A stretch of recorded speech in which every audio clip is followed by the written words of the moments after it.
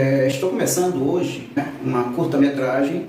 Durante do curta-metragem, nós vamos falar de cada traço isoladamente, sendo o esquizoide, o oral, o psicopata, o masoquista e o rígido. Deixando claro, em momento nenhum aqui, eu não vou estar me referindo ao transtorno de personalidade, entende? Então eu vou estar sempre me referindo ao traço de personalidade, ou seja, caracteres de personalidade, certo? Porque estamos falando de leitura corporal. E todos nós, seres humanos, nós temos os 5 traços. Não existe como um ser humano ter só 4 ou ter 6. Então, todos nós temos os 5. Sim, mas como assim os 5? Como você então pode olhar para mim e dizer? Porque cada ser humano vai estar identificando fisicamente um dos traços como sendo o seu traço principal. Entende? O esquizoide, ele já tem um perfil mais alongado, magricelo, ombros quadrados, um corpo estilo assim meio monolengo, cabeça um pouco mais alongada na maioria das vezes, sendo que esse formato ele pode variar para alongada ou mais arredondada. Olha, o olho normalmente um pouco mais graúdo, um olhar mais vidrado, sendo aquele olhar que ultrapassa o objeto, entende?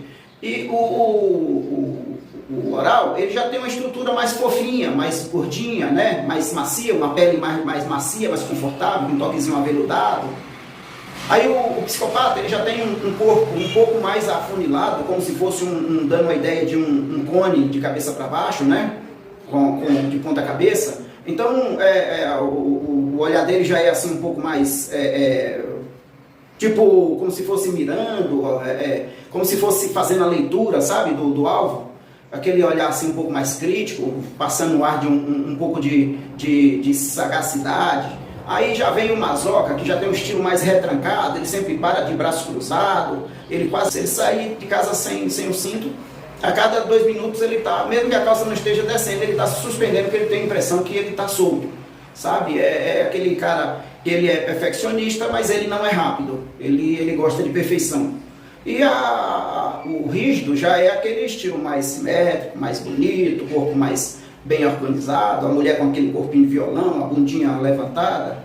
E normalmente são pessoas que têm um sex appeal aflorado, de nascença, né? Ele não precisa se esforçar para ser charmoso, para ser galanteador ou conquistador. Ele já tem isso no jeito de andar, no jeito de se referir às pessoas. Então, cada um tem suas peculiaridades devido ao período onde acontece a mielinização. Aí o que é isso, mielinização?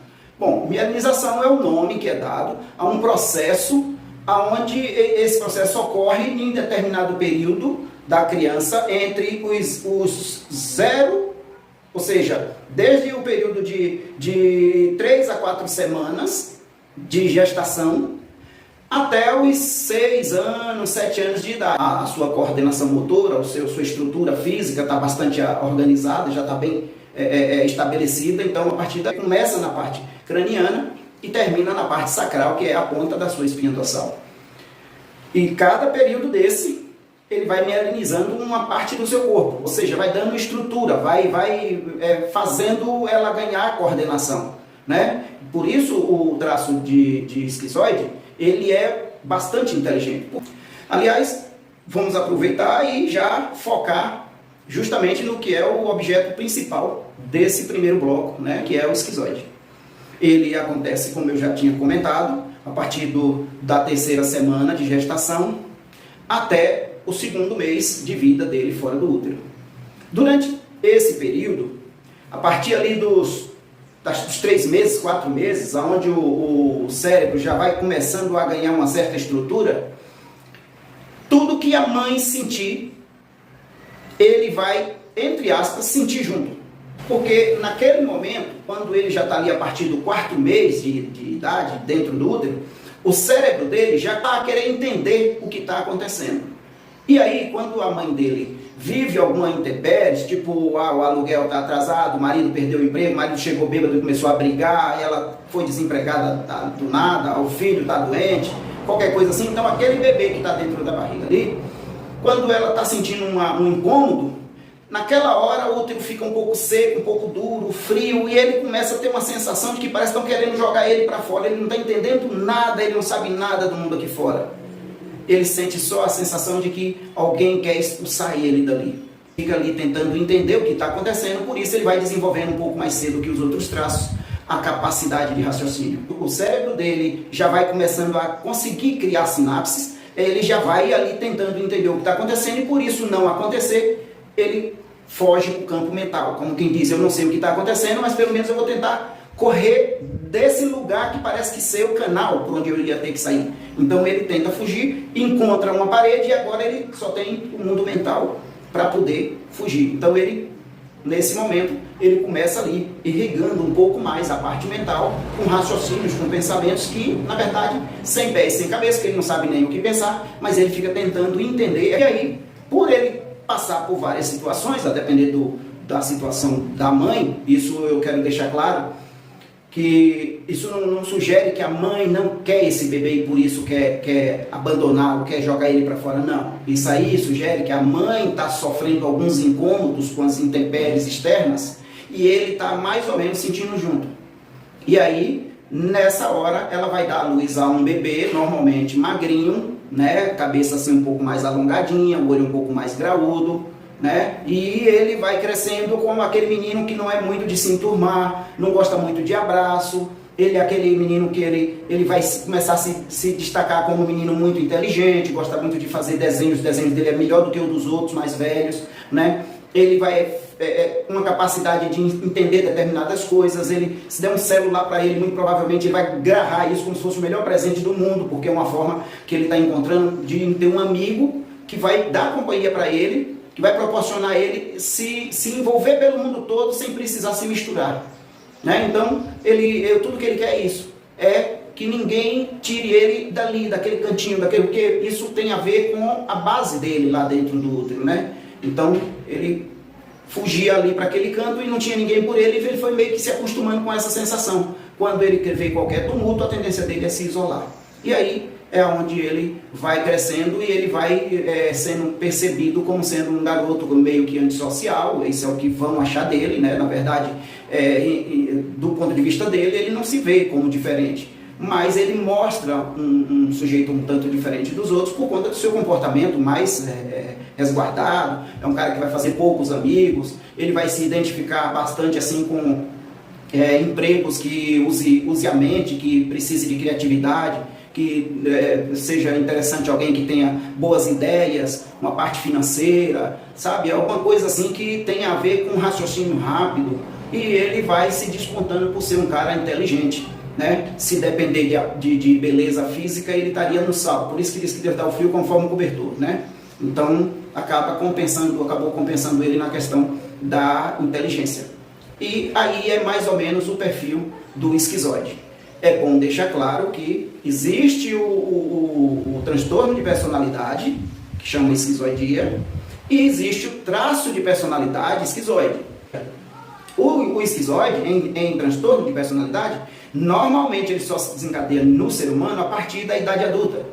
Normalmente lá de 18, 20 anos em diante, ele começa a demonstrar aquele cara antissocial, aquele cara mais resguardado, enfim, muita dor de cabeça, muita coisa. Então ele acaba se despontando com os problemas dele até ser diagnosticado um cara com problemas de esquizoidia, né? O traço de personalidade é como se ele tivesse uma característica light, é como se nós tivéssemos uma escala de 0 a 10 e que 0 seria quase nada, um ser humano sem nenhuma característica de esquizoidia, e 10 seria a condição bruta do esquizoide como transtorno. E o traço de personalidade tivesse ali entre 1 e 2. Mas, principalmente aqueles que têm um traço em maior volume, como o esquizoide, ele vai se parecer um pouco mais com o comportamento que vai ter alguém que tem um transtorno de personalidade esquizoide. Entendeu?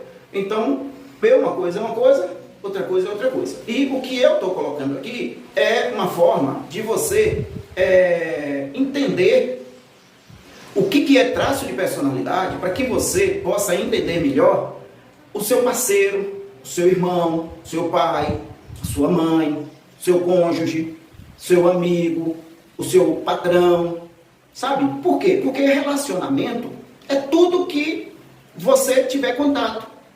E na maioria das vezes, existem muitos relacionamentos, independente da natureza, que deixa de dar tão certo quanto vinha dando por incompreensão, por falta de você conseguir entender o outro que está se relacionando com você. Você começa a acreditar que aquele comportamento está sendo um comportamento maldoso. Ah, ele perdeu o interesse em mim, aí ele não me procura mais. Aí também você não se esconde, deve ser isso. Pô, mas por que ele, tudo que eu falo, no que eu vou falando qualquer coisa assim, ele sai, dá a impressão que ele não me respeita, ele não quer discutir a relação, mas sempre foi assim. Você não faz ideia do quanto ele se esforçava antes, mas agora ele não consegue. Existem duas situações no traço, quando ele está na virtude e quando ele está na dor. Se ele estiver ali no recurso, nessa virtude que eu falei que é o recurso, ele vai ser um cara totalmente desenrolado. Ele vai ser um cara que tem muita criatividade, ele é um cara inteligente, ele é um cara simpático, ele é um sujeito honesto, sabe? E tudo dele é feito ali, ó, certinho, compromisso, ele arrisca ali no compromisso, sabe?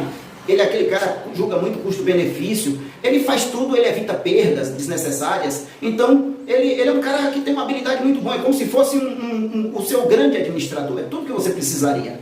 Mas quando ele está na dor, quando normalmente ele começa a viver algum conflito emocional. E esse conflito emocional necessariamente não precisa ser só com o seu cônjuge. Às vezes é com o filho, às vezes é com o patrão, que ele tem uma certa consideração, mas ele está tendo uma sensação de estar sendo prejudicado. Entendeu? Ele pode ser com um amigo que deu uma bola nas costas e ele está achando que não valeu a pena investir nessa amizade, ele já não tem tantas amizades, e agora por isso ele já não vai ter mais ninguém, ele não quer mais saber, entendeu? E é um elemento que quando ele está na dor, constantemente ele tem dor de cabeça. Por quê? Porque o centro da energia dele é a parte cerebral. Ele pensa muito durante o dia. Tudo que passar na frente dele, ele faz uma equação. Sabe? Ele soma ali para ver se as contas batem. Tudo para ele é uma equação. Então, ele carrega muito a parte mental. E aí, por isso, quando ele está vivendo um certo conflito emocional, ele costuma ter muita dor de cabeça.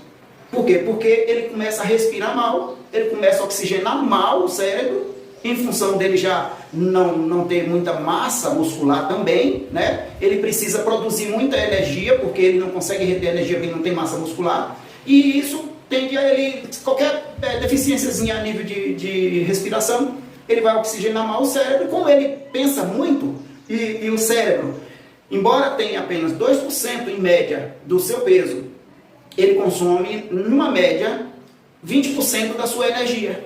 Então, no momento que você respira mal, você alimenta mal o seu cérebro com o combustível base dele, que é o oxigênio, automaticamente começa a vir dor de cabeça. Começa a vir fraqueza, tristeza, começa a ficar retraído, aquela coisa toda. Em muitos casos, a condição imunológica dele até pode baixar. Isso pode acontecer com qualquer outro traço, mas principalmente no caso dele, que é uma pessoa franzina, não tem muita massa muscular, automaticamente ele não tem muita reserva de energia. Entende? É como se todo dia ele tivesse que produzir a energia que ele precisa através de alimentação. Por isso é importante uma boa alimentação para um esquizoide. Normalmente, quando criança, ele até não come tão bem, mas no que ele vai crescendo, ele vai desenvolvendo uma boa alimentação. Aí tem mãe que diz assim, nossa, esse menino está com verme, esse menino está isso, está aquilo. Poxa, o irmão tão gordinho, tão fortinho, e ele está desse jeito. Não tem nada a ver uma coisa com a outra. Cada um tem um biotipo, então esqueça, aquele menino que é esquizoide, ele vai ser diferente daquele outro que é oral. Então, não é a comida que vai engordar ele, entende? Ele vai até comer bem, mas ele não vai engordar e não vai ter fortificante que faça isso. Por quê? Porque o biotipo dele é aquele ali, entende? Então, a ideia, como eu falei antes, de estar passando essas informações para vocês, é para uso doméstico. Eu não estou falando aqui para cientista, não estou falando para profissionais, eu não estou falando para nenhum psicólogo, psicoterapeuta. Eu estou falando para você, mãe de família, você, pai de família, você, garoto que tem amigos, sabe? Você, trabalhador que tem patrões, tem colegas de trabalho, que às vezes tem um elemento lá próximo que você não vai com a cara dele, que acha ele um cara um tanto cínico, um cara chato de lidar, ou um cara muito egoísta, e de repente você está lidando com um desses traços que tem essas características, e ele está fazendo aquilo sem perceber, e é injusto você já repugnar ele, né? Meio que isolar ele em função desse comportamento. Assim como muitas vezes na sua casa. Ah, minha mulher, ela tá muito pegajosa ultimamente, tá de um jeito que não dá para suportar. E o pior de tudo, eu chego em casa e ela tá comendo aquela coisa toda e fica perguntando onde é que eu tava, por que chegou agora, e agora todo dia você passa na casa da sua mãe, isso e aquilo, aquela... Aí, de repente, poxa vida, é hora de você olhar para ela e dizer, poxa, minha mulher é oral. Então, é natural que ela sinta esse ciúme todo. E o que é que despertou esse ciúme todo? O meu comportamento. Ela está se sentindo insegura. Se eu continuar tendo o comportamento que eu estou e pedir que ela pare com essa ideia de ciúme, é a mesma coisa de eu ficar tentando apagar um fogo jogando gasolina. Não vou conseguir. Entende? Então, a mudança precisa vir de mim. Que não seja uma mudança drástica, mas pelo menos você tire aquilo que entrou dos últimos tempos, que é isso que está incomodando ela. Está fazendo ela se sentir insegura, fazendo ela sentir medo do abandono. Entende? Então, começa a analisar, começa a ver qual que é o traço principal dela e começa a olhar se realmente ela não está reagindo apenas ao traço de personalidade dela. E que você está tendo uma grande influência nisso e que você pode consertar tudo. Pegou aí? Entendeu? Então, a ideia dessa conversa, dessas dicas, é apenas dar a você a condição de avaliar o seu relacionamento, entender o seu parceiro e tentar mexer no que for preciso para criar um entrosamento melhor, entende? Para que as coisas voltem a ser como já foi. Então, eu vou encerrando por aqui. Como eu falei, eu procurei falar em uma linguagem mais popular, mais básica, mais rasteira possível, para que facilite o entendimento de todo mundo, mas eu vou estar sempre à disposição para tirar qualquer dúvida. Eu, como psicoterapeuta, utilizo a leitura corporal como ferramenta, né, para poder usar nos atendimentos, para entender melhor como é que você funciona, em caso de você precisar dos meus serviços.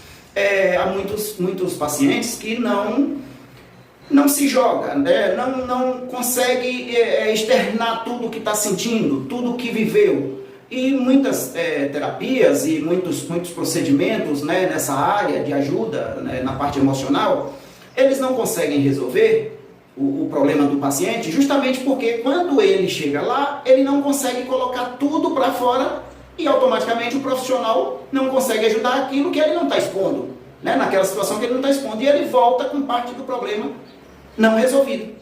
No nosso caso aqui, no meu caso exclusivamente, eu tenho formação master em um procedimento que não preciso que você me diga tudo o que você sentiu, o que você viveu. Mesmo assim eu vou resolver. Entende? Ou seja, por quê? Porque é um reprocessamento. Se você eu falo para você ir lá num período determinado da tua vida e imaginar o pior filme da tua vida. Você não precisa me dizer nada. Muita gente gosta de conversar, e eu ouço. Mas se não quiser falar, não precisa. Por quê? Porque eu sabendo que eu estou lidando com uma zoca, por exemplo, ela começa a falar, eu começo a ajudar ela. E ela vai dizendo isso mesmo. Inclusive, pode estar acontecendo coisas assim, ela, exatamente, está mesmo. Pois é, você é desse jeito, porque você viveu situações dessa forma, assim. Ela, exatamente, foi isso aí. Tá bom. Então, aí eu vou ali, pensa que não, a gente chegou no lugar que estava incomodando ela, resolveu, e ela, sem perceber, ela sai diferente do que entrou. E começa a sentir diferença no relacionamento dela em casa, diferença no trabalho, diferença na vida dela de forma geral. E as pessoas começam a perguntar para ela, o que foi que aconteceu com fulano? Ela está diferente, não sei, está mais sociável. O que é que houve? Será que está apaixonada, encontrou alguém? Não, sabe? Quem fazia ela ser diferente eram os problemas internos que ela tinha, né? Os problemas emocionais que ela viveu. Hoje ela está sem, automaticamente ela deixou de ser, vamos chamar isso aí de escravizada por essas lembranças, que de forma inconsciente ela se permitia ser manipulada. E hoje ela não tendo mais esses marcos, tudo muda na vida dela. Compreende? Faz sentido para você? Então, eu vou estar à disposição para o caso de precisarem de ajuda. Temos para frente aí mais 5 em média 5 blocos, que são os 4 traços de personalidades que ainda falta, e no fim eu vou estar fazendo um apanhado geral, passando para você o comportamento de uma pessoa que tem os 5 traços, como eu já falei, todos nós temos os 5, e dando exemplo de como essa pessoa, quando um determinado traço está em ascendência, depois variando para o outro, depois variando para o outro, para você ir vendo em que lugar que você se encaixa.